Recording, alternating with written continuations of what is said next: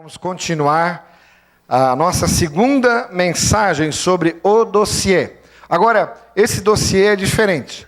Esse dossiê aqui não é pegadinha, esse dossiê aqui que não é para colocar ninguém na cadeia, esse dossiê aqui não é para derrubar governo, mas esse dossiê aqui é para trabalhar o teu eu, é trabalhar a sua vida a respeito de Jesus. Porque não dá para a gente... não é? Fazer um dossiê, fazer todo um levantamento investigativo sobre Jesus e não se posicionar. Tem a ver com a nossa vida. O Senhor Jesus, Ele passou por essa terra, tá? E várias pessoas tomaram decisões a respeito de Jesus. Uns disseram que Ele é um mito, outros disseram que Ele é uma fábula, outros disseram que Ele é verdadeiro, era um ser histórico, um profeta, um agitador qualquer, mas a Bíblia fala diferente. A palavra do Senhor fala diferente. Então, nós vamos começar investigando aí, a história da morte de Jesus nos Evangelhos, e vamos ver o que ela tem a ver com a nossa vida. O que ela tem a ver com o nosso caminhar na terra? O que Jesus tem a ver, afinal, conosco? Tá?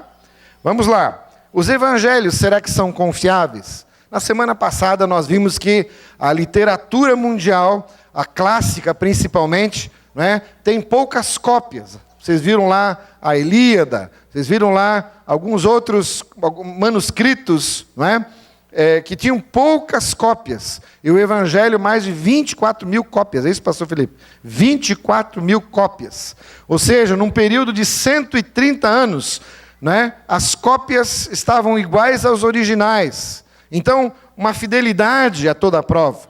Mas eu queria colocar mais algumas coisas antes de começar a mensagem. A primeira delas: as influências lendárias não eliminaram os fatos históricos sobre Jesus. Por isso você pode confiar no Evangelho. O Evangelho tem pequenas nuances entre um e outro às vezes. Um detalhe a mais aqui e ali. Mas as histórias são verídicas, verdadeiras. Elas não se contradizem. Tá? E não deu tempo hábil para fazer fábula. Tá? Aliás, tem muita gente que diz assim: o Evangelho é uma fábula. Então, em segundo lugar, eu coloquei: os evangelhos não são contos de fada ou lendas urbanas contemporâneas. Olha, quando você lê uma literatura sobre fábula ou lenda, é uma outra linguagem, é um outro jeito de contar. Agora, quando você lê o livro de Lucas, você sabe que ali há um evento histórico acontecendo. Ele fala quem era o rei. Ele fala quem eram as pessoas que vão receber a carta. Ele fala, de tudo que acontecia na época de Jesus. Ele era um homem, completamente fiel ao relato histórico. Ele não estava contando assim: era uma vez um príncipe chamado Jesus. Você não vai ler isso na Bíblia. Não é uma fábula. O conto é histórico. O conto é revelação de Deus para nós. Você pode confiar no Evangelho. Terceiro lugar, porque a transmissão judaica das tradições sagradas era altamente desenvolvida e confiável. Se você confia no Velho Testamento, é porque houve muitas cópias fiéis. E agora você pode confiar no Novo Testamento também, porque era a mesma tradição judaica que estava sendo escrita ali. Então, não há como não serem confiáveis os evangelhos. Em quarto lugar, havia ainda a presença de testemunhas oculares e a supervisão dos apóstolos. Ou seja, eles não esperaram para morrer para ir escrever o evangelho. Não, enquanto eles estavam vivos, eles relataram, eles colocaram no papel, os próprios apóstolos, sobre a vida de Jesus e sobre o que eles tinham vivido com Jesus. Amém? Então isso é diferente. É um testemunho de uma pessoa que viveu, que estava junto com Jesus. Confiabilidade. E finalmente, os escritores dos evangelhos tinham comprovado registro de confiabilidade histórica. Por quê? Porque antes viviam uma vida, mas quando encontraram com Jesus, foram transformados em outra coisa. E eles mesmos testemunharam assim: este homem mudou a nossa vida. Amém?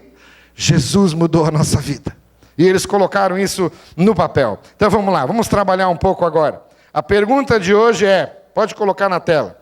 Se Jesus foi assassinado, quem foram os responsáveis? Leia comigo. Se Jesus foi assassinado, quem foram os responsáveis?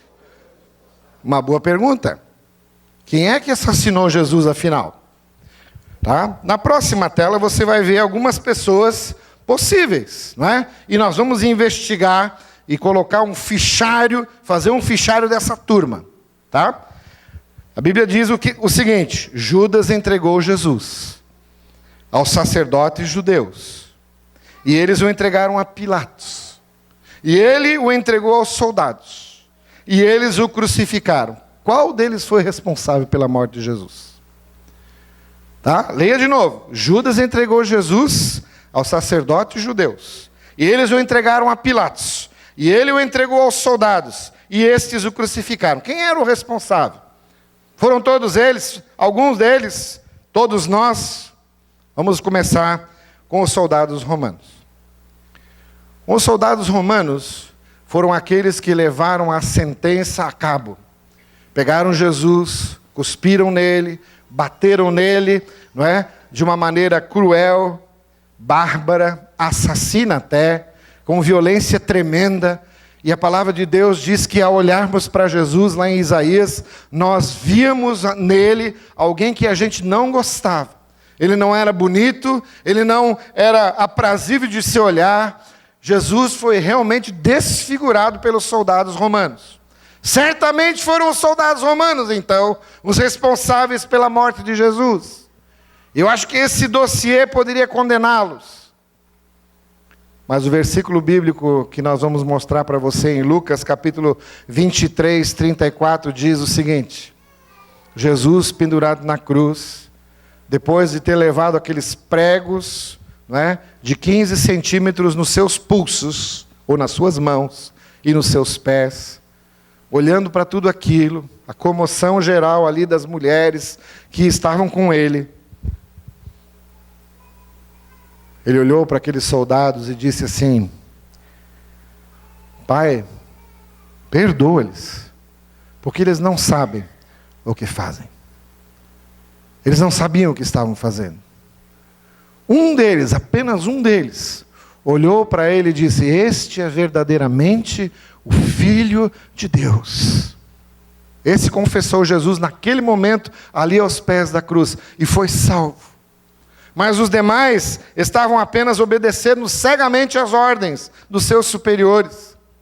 E o Senhor, vendo essa cegueira, disse assim: Pai, não leva nem em conta isso aí, Isso aí é para perdoar mesmo, Senhor.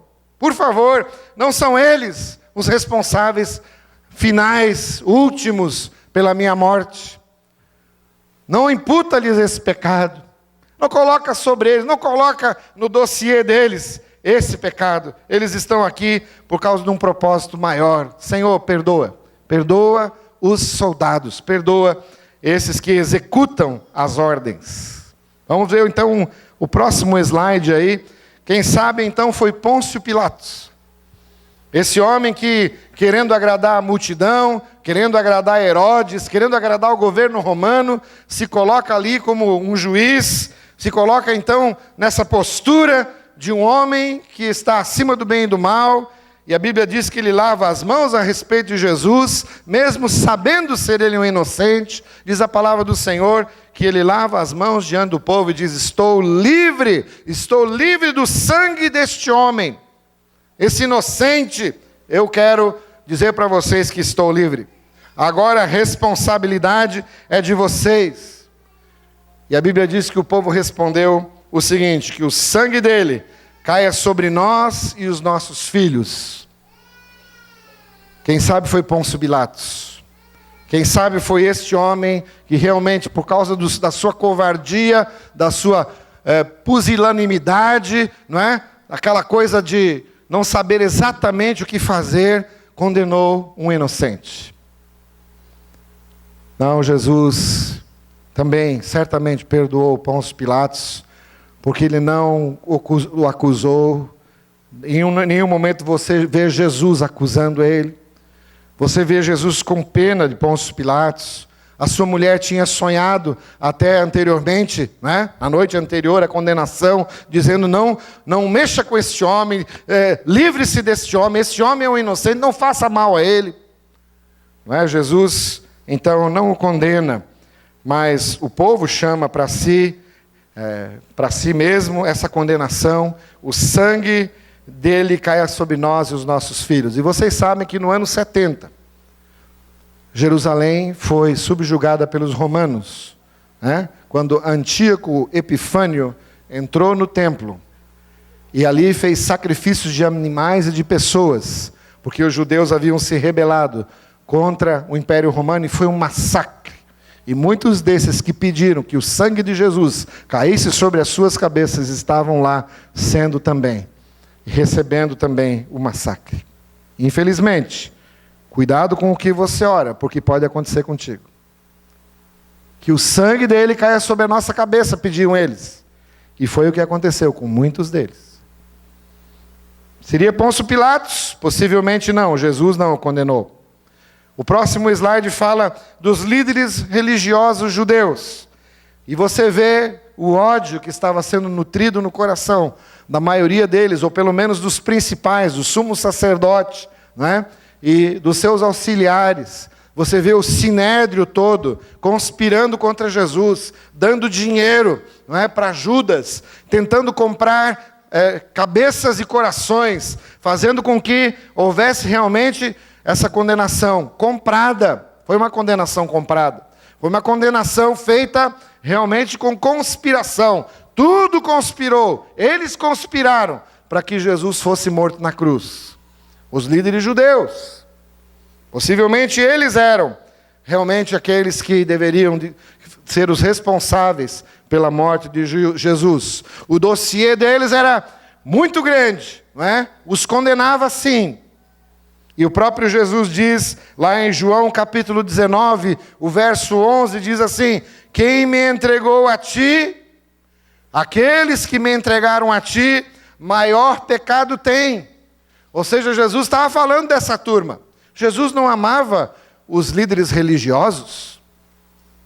Jesus ama as pessoas, mas Jesus não pode compactuar com o pecado das pessoas. Jesus queria que os líderes religiosos se arrependessem. Jesus queria que eles viessem a ter um entendimento espiritual sobre a pessoa e a divindade dele. Mas eles resistiam. Eles resistiam com a sua religião, com a sua cegueira espiritual, com a sua tradição, com o seu engessamento. Eram engessados espiritualmente. Cuidado, irmãos, com o passar do tempo na nossa vida cristã, se nós não temos um relacionamento de vida diário com Jesus, a nossa fé pode ficar engessada. Engessada. Querido, que deixa Deus quebrar o gesso da sua vida hoje à noite, em nome de Jesus, para você não se tornar um religioso, não se tornar um empecilho no caminho de Jesus. Eram as pessoas que deveriam trazer a luz, eram as pessoas que deveriam ser o exemplo de Israel, mas trouxeram condenação, trouxeram, não é, esse jogo sujo para condenar Jesus. Quem sabe então foram eles? Ah, foram eles, sim, foram eles. Jesus não os condena. Em nenhum momento você vê Jesus dizendo, foi essa turma. Ele só estava falando dos pecados. Quem me entregou a ti, os líderes religiosos, também tem pecados. Maior mesmo do que Pilatos, maior mesmo do que o pecado de Pilatos, talvez fosse o pecado dos líderes religiosos. Vamos adiante, gente. Poderia ter sido Judas o traidor. Esse aí sim. Esse aí sim. Eu não conheço ninguém, não é, que tenha esse nome, chamado Judas. Deve ter Judas por aí. Tem banda chamada Judas Priest, né? Tem aí gente querendo colocar o nome de Judas para vender CD, para vender música. Agora, seria Judas o traidor? Sim, porque ele acompanhou Jesus, ele andou com o mestre, ele viu os milagres, ele viu, não é, Jesus fazer 2 vezes, não é, a cura, ou melhor, a multiplicação dos pães, curas maravilhosas. Ele era aquele que sentia Jesus, vibrava com Jesus. ele viu o que acontecia. E a palavra do Senhor diz que mesmo assim ele vai, faz um conluio, faz um conchavo, e a ficha no dossiê dele diz: vendido por 30 moedas de prata. E com aquilo ele vai e compra um sítio em Atibaia. Ah, não. Ele compra um sítio para ele. Por que esse negócio de comprar sítio, né? Depois de um roubo, né? Então ele vai lá e compra um sítio para ele. E a Bíblia diz que naquele sítio mesmo, ele se enforca. Ele se sentiu culpado. Porque tinha traído Jesus. Ah, então achamos o cara. Esse é realmente aquele que deve ter sido o grande traidor de Jesus, uma pessoa que deve ser condenada por nós. Era o tesoureiro do grupo. E a Bíblia diz que ele tomava conta da bolsa, né, das ofertas, do dinheiro, e ele ali, de vez em quando precisava tomar uma Coca-Cola e comer um sonho, ele dizia: primeiro eu. Ele pegava um pouco das ofertas. Que tesoureiro? Por que Jesus colocou ele de tesoureiro? Não entendo até hoje por que ele fez isso. Mas estava lá Jesus com a sua graça, estendendo sempre a mão para ele. Inclusive na última ceia, ele deu a ceia para Judas, e Judas deveria meter a mão no prato e comer daquela refeição, e a palavra do Senhor diz, talvez foi o último momento que Jesus deu a Judas para se reconciliar com Deus. Mas a palavra do Senhor diz que ele vai e faz o que tem que fazer. E essa anotação está na ficha do Judas. Ele vendeu por dinheiro, vendeu por moedas de prata. Pergunta final é: quem matou Jesus? Judas entregou a Jesus aos sacerdotes judeus, eles o entregaram a Pilatos, ele o entregou aos soldados e eles o crucificaram. Todos eles estão envolvidos com essa morte, todos eles. Todos eles, todos eles. Nós poderíamos fechar aqui o dossiê e dizer: são esses aí. Essa é a turma que realmente levou a cabo toda a sentença, toda a traição, né? Todo tipo de conspiração feita por essa gente levou a cabo essa morte desse inocente chamado Jesus de Nazaré. Mas a palavra do Senhor nos elucida, nos clareia algumas coisas que são irrefutáveis do ponto de vista da culpa de todos nós. E a próxima tela fala exatamente isso. Existe mais algum suspeito? Existe mais alguma pessoa? Existe mais algum conspirador? Levante a mão assim, querido. Levante a mão comigo. Todos nós. E diga assim: mas ele foi transpassado por causa da nossa transgressão, ele foi esmagado por causa da nossa iniquidade, o castigo que nos traz a paz estava sobre ele, e pelas suas feridas nós fomos sarados. Todos nós, tal qual ovelhas, nos desviamos. Cada um de nós se voltou para o seu próprio caminho. E o Senhor fez cair sobre ele, sobre Jesus, a iniquidade de todos nós. Não foi Judas. Foi ele também. Não foram os soldados. Pôncio Pilatos. Não foi uma conspiração dos líderes judeus apenas. A palavra do Senhor diz que o Cordeiro de Deus já estava sendo morto desde a eternidade, quando o Pai, o Filho e o Espírito Santo disseram: Adão e Eva pecaram, e agora quem vai lá redimir a humanidade? O Pai olhou para o Filho olhou para o Espírito Santo olhou para o Pai e para o Filho, e o Filho disse: eu vou morrer. Desde a eternidade, o Cordeiro de Deus estava sendo morto. 1 Pedro fala isso. Então, alguma coisa que começou na eternidade, pode ter conspiração humana que for, não vai atrapalhar os planos de Deus. Sabe por quê? Porque no final, não foi essa gente apenas, fomos eu e você, que precisávamos do perdão de Deus. Amém, pessoal? Nós precisávamos chegar diante do Senhor e reconhecer: eu poderia ter sido Judas, eu poderia ter sido Pôncio Pilatos, um líder judeu, eu sou essa pessoa. Por causa de quem? Jesus morreu. Eu me desviei. Eu não fiz a vontade do Senhor. E eu tenho na minha ficha lá, do dossiê, culpado, pecador. Todos os pecados que você conhece e que você pratica, e eu pratiquei e pratico ainda de vez em quando, estão na nossa ficha. Estão denunciando a gente. Quem matou Jesus, gente? Próximo slide. Foi Judas? Foi Pilatos? Líderes judeus? O soldado que cravou os pregos na mão de Jesus? Não. Todos nós. Eu e você também. Eles foram também. Mas eu e você estamos nessa.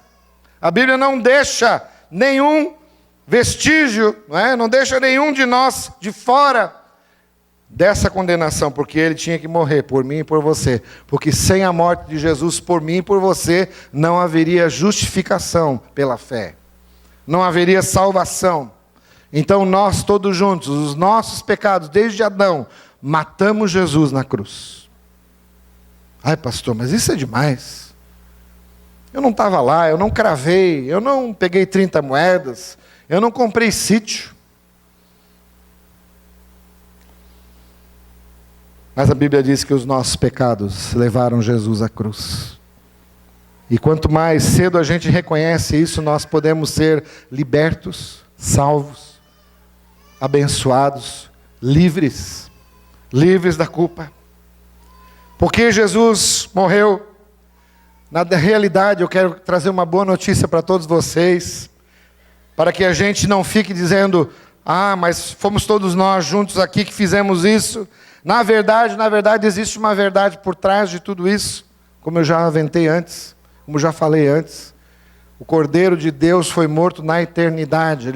Esse plano já estava bolado por Deus e pelo Espírito de Deus. Na realidade, Jesus não foi morto, ele não foi morto por assassinato numa cruz. A Bíblia diz que ele se entregou voluntariamente, ele se deu voluntariamente. Então, apesar de haver uma conspiração, apesar de haver dinheiro na jogada, sítio, tudo igual. A coisa se repete, os pecados não são nada criativos, tudo igual. A Bíblia diz que ele também se entregou voluntariamente. Eu sou o bom pastor. E o bom pastor ele entrega voluntariamente a sua vida pelas suas ovelhas. Eu entrego a minha vida. Ninguém atira de mim, nem Judas, nem soldado romano, nem Pôncio Pilatos, nem qualquer outra conspiração podia tirar a vida preciosa de Jesus. Ninguém atira de mim. Mas eu a dou, eu apresentei-o, eu voluntariamente me entrego por minha espontânea vontade. João 10, versículo 11 em diante. Que maravilha a gente saber que não foi apenas o seu pecado e de toda a humanidade que levou Jesus a uma cruz, mas é porque sem essa voluntariedade de Jesus, Jesus poderia estar morrendo contrariado. E aí a vontade de Deus não seria realizada. A vontade de Deus só foi realizada na cruz, porque o nosso Salvador se entregou voluntariamente por mim e por você. Voluntariamente. Para nos dar um exemplo de que no reino de Deus nós precisamos fazer as coisas voluntariamente. Para fazer a vontade de Deus tem que ser voluntariamente. Tem que ser por entrega, tem que ser por inteiro. Romanos 5,8, Deus demonstra o seu amor por nós, pelo fato de ter Cristo morrido em nosso favor, quando ainda éramos pecadores. Mas como? Eu nasci depois de Jesus ter sido morto na cruz. Como é que Jesus morreu quando nós ainda éramos pecadores? Porque o pecado está na humanidade, desde Adão e Eva, os seus filhos, as próximas gerações, a geração de Noé, depois de Noé, continuou a mesma semente. Quando ainda nós éramos pecadores, o Senhor Jesus morreu. E esse plano é um plano eterno. É um plano eterno. O último slide que eu quero colocar hoje nessa ficha do dossiê para responder a pergunta: se Jesus morreu, quem o assassinou? Quem entregou Jesus para morrer? Querido, não foi Judas pela grana, não foi Pilatos pela covardia, não foram sacerdotes por inveja, não foram soldados por obediência cega, mas diga comigo, foi Deus, por amor. Diga para a pessoa que está do teu lado, foi Deus, por amor. Por amor a quem? A mim e a você. Foi por amor. Porque Deus amou o mundo. A Bíblia fala, não é amor de qualquer jeito, porque Deus amou tanto, tanto amou o mundo que deu seu Filho unigênito, foi Ele que deu. Para que todo que nele crê não pereça, mas tenha a vida eterna.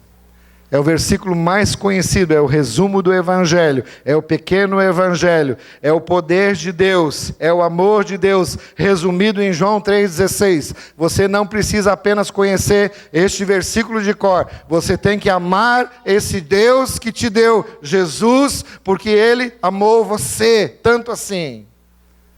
Querido, o Evangelho, esse dossiê que nós estamos pregando para você todos os domingos, e ainda vem mais 3 domingos, não perca, e convide alguém ainda, porque eu tenho certeza, Deus quer continuar a sua obra de salvação, nas células que estão sendo abertas, nos adolescentes que estão sendo alcançados, nas mulheres que estão sendo alcançadas, nos homens que estão sendo alcançados, mas nós queremos alcançar São José para o Senhor Jesus, e até os confins do mundo com essa mensagem. Tem que ser assim, porque o que mais acontece hoje, ou é as pessoas estarem alienadas de Deus, ou vivendo por uma tremenda culpa, ou um tremendo vazio, dizendo assim, qual é o propósito de vivermos nessa terra? Chegamos tão cheios de entusiasmo, e você vê que todo mundo chora e se comove, quando vê um casal com os seus filhos, é maravilhoso. Mas chega uma época da vida em que você diz, qual é o propósito da minha vida? Envelhecer, doenças, quantos problemas acontecem mesmo para cristão? Qual é o propósito da minha vida? Querido, sabe qual é o propósito da sua vida? É você reconhecer que tem um Deus que não quer que você viva a vida apenas aqui nessa dimensão de uns 50, 60, 80 anos, 90 no máximo. Você pode ter um encontro com Deus, e esse encontro com Deus vai te levar para a vida eterna. Ele vai te levar para os séculos dos séculos. Ele vai levar você a conhecer uma dimensão eterna que você jamais, jamais ouviu falar. A Bíblia diz que lá não tem sofrimento, dor, lágrima, depressão. Lá não tem segunda-feira, aleluia. É só domingo. E não tem chefe chato, porque nós só temos um chefe, o chefe amoroso chamado Jesus. E você vai poder olhar nos olhos dele e dizer assim, você fez um plano maravilhoso, e eu apostei tudo nesse plano, eu estou aqui hoje porque o Senhor morreu por mim. Quem vai querer estar nessa eternidade? Quem vai querer viver com Jesus para sempre? Quem vai querer dizer, Senhor, esse é o melhor plano, Ele deu sentido para a minha vida. Por isso que eu me aplico a vir num culto, por isso que eu louvo a Deus entusiasticamente, por isso que eu dou a minha vida por Jesus. É porque essa conspiração não foi terrena, ela foi celestial. Ela foi celestial. E todo mundo que pensava estar sendo ali o protagonista, na verdade estava sendo coadjuvante. Porque o protagonista era Deus. Deus era o protagonista. Ele estava movendo a história. E Ele está movendo ainda hoje à noite aqui.